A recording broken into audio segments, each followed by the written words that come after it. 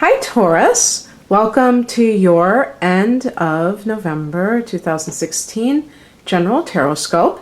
I do apologize for those of you who were confused when I posted a video for Pisces instead.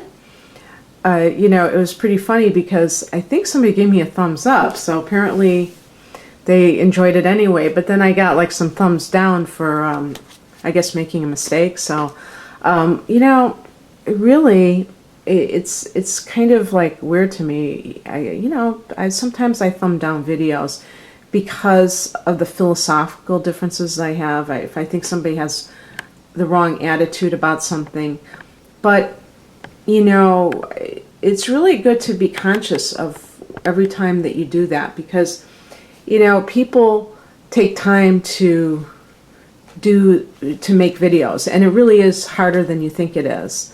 Even though I'm just talking into this camera or what have you, I've had many times where I've had to start over again, and when I first started, for sure, I did not realize that it wasn't as easy as I thought it was. So for the people that didn't like the fact that I posted the wrong thing, realize that everyone does sometimes make mistakes. I mislabeled it apparently. So in any case, the other thing I wanted to tell you about before I lay out the cards are a few of the transits that are occurring at the end of November. One of them, which is a very long-term transit. So, I did not realize this Neptune transit in Pisces is going until 2025. So if you have it in a certain house, it's going to stay there. Now,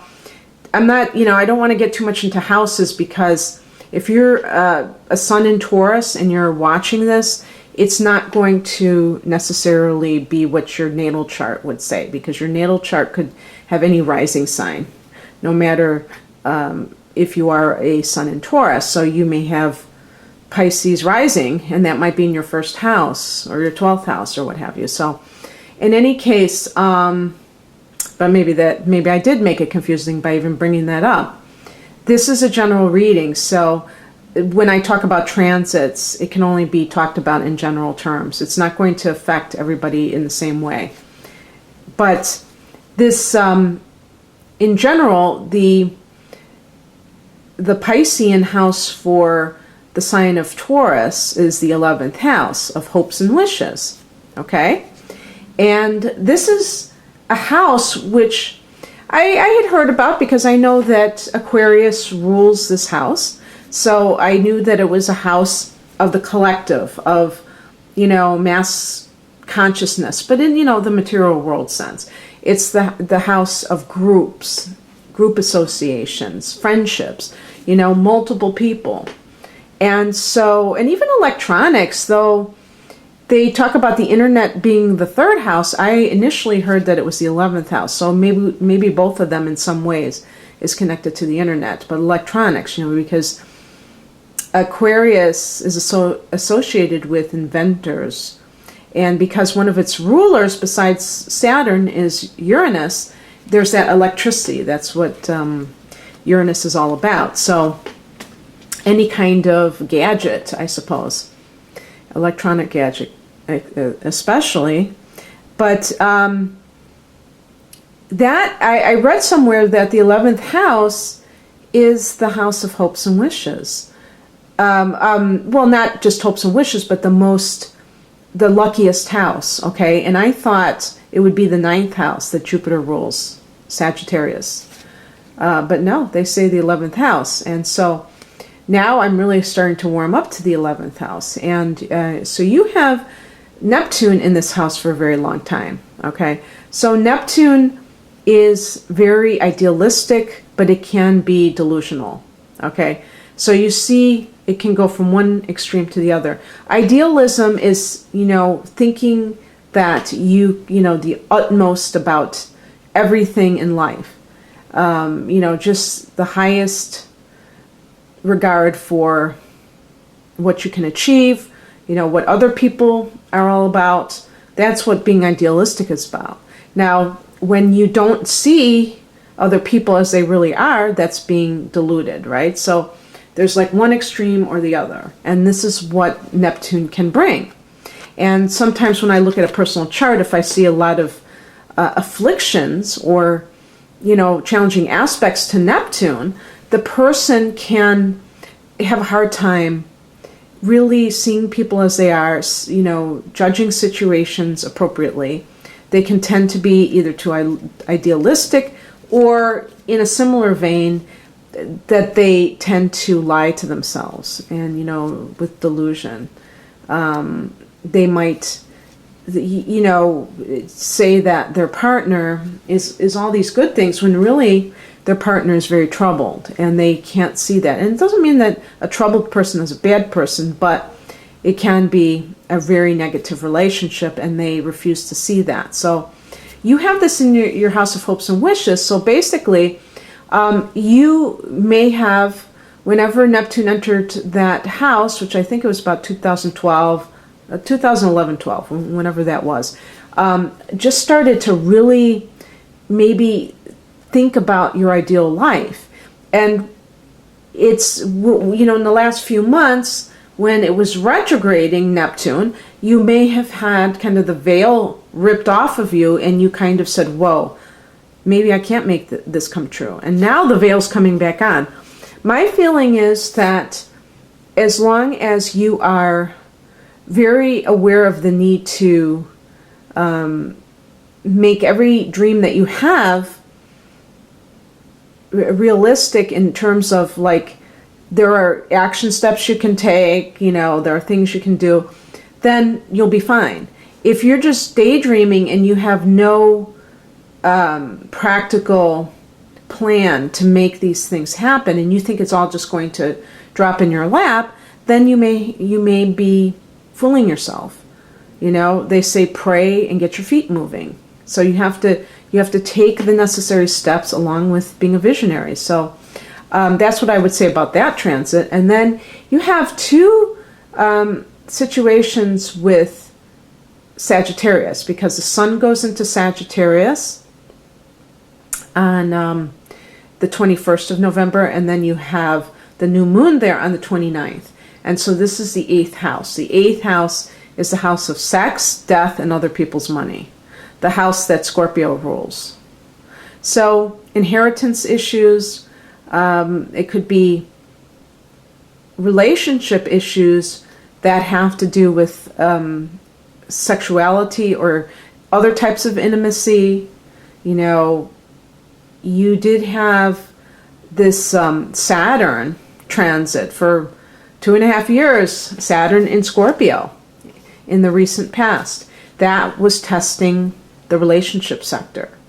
And so in the 8th house, for those marriages or those long-term relationships that survived, the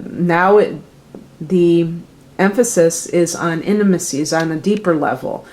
Sometimes people have problems in their marriage because they're not bearing their soul to their partner. They're just kind of living on the surface. They're playing a role.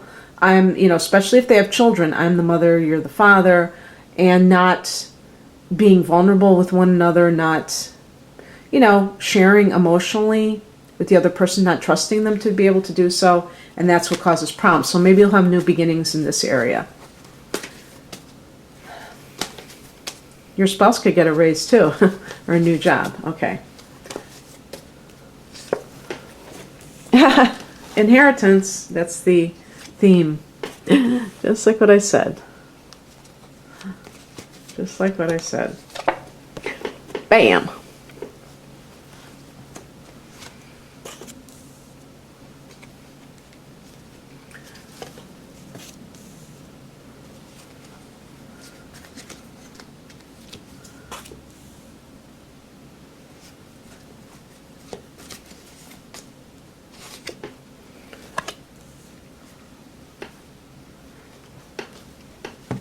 Okay, so the overall theme of the last half is the Ten of Pentacles. This is directly related to inheritance, family money.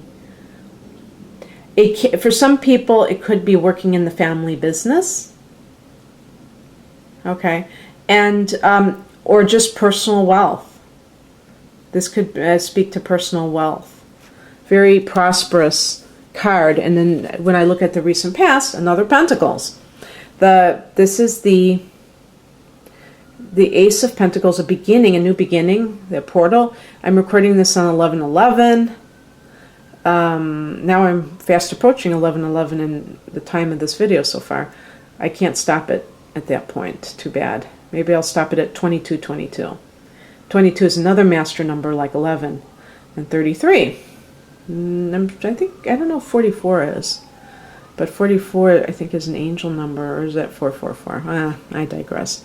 But anyway, this is money that you get that allows you to start a whole new life. Now, you know, it would be nice, wouldn't it, that in the next 2 weeks all of this is going to happen. Maybe there are inklings of things that are going to happen. Some of you, for whom this resonates, already have issues that are swirling around that are related to this, that you know about, and you might think, okay, good, maybe this is the time it's finally going to happen.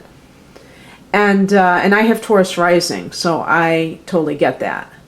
Okay, so the Ace of Pentacles in the past position can indicate that some of you may have gotten a job offer. Now, the perfect example would be somebody who's working in the family business, and they, you know, decide that they want to work. They don't want to do that. Maybe they did it out of a sense of obligation, and they recently were offered a job, but maybe it's still on your mind. Is it the right thing to do? You know, no one can tell you whether something like that is the right thing to do. I do believe that we are here to fulfill our own destinies. I really do. And who knows, maybe these issues come up in order for you to transcend that sense of duty that you have felt, that sense of obligation.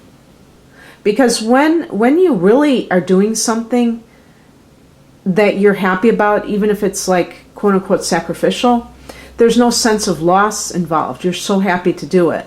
But if you feel like a strong sense of resentment, that you feel forced to do something you don't want to do, and you don't like the situation, then to me, the sacrifice is coming at a great cost, and it's not, the energy that's attached to it is not good. So it's not going to be beneficial for anyone involved. And it may be saying that, you know, there's a part of you, your higher self, that wants to expand, that wants to go beyond the family and not rely on them.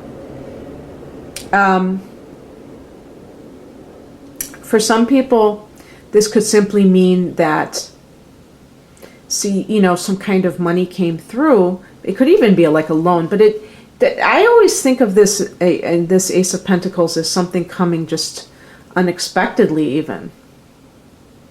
And this is, you know, contributing. So the Ten of Pentacles in that scenario would be it's contributing to your family's wealth. And that could be your immediate family, not your family of origin. And it's funny because I did get for the current state the Empress card. And I have been saying over and over again that it's connected to Libra and Venus. And someone wrote to me and said it's also connected to Taurus. I've had this argument in the past because I never found it. And I said, okay, you know, link to me your proof of that. And I erased that comment because I did find somewhere where they did include Taurus in this. And to me, it should be Taurus and not even Libra. Yes, it is a Venus card. So it's associated with anything associated with Venus.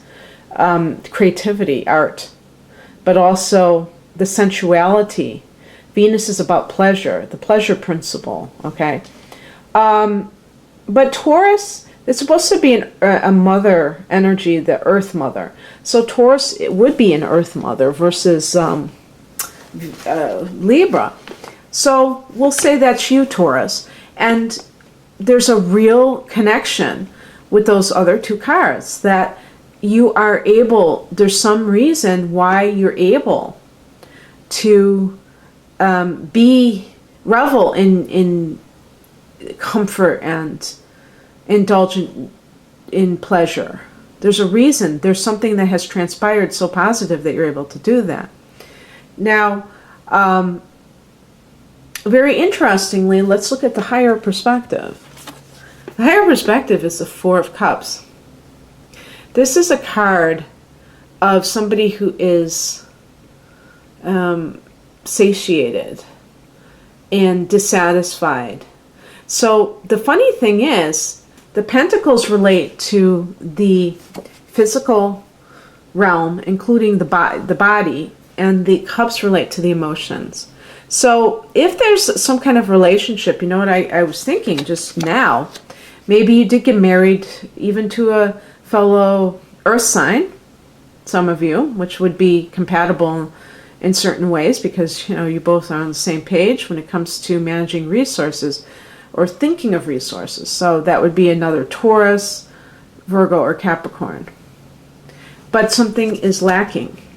You may have, you know, great financial abundance, but your emotional life is left high and dry.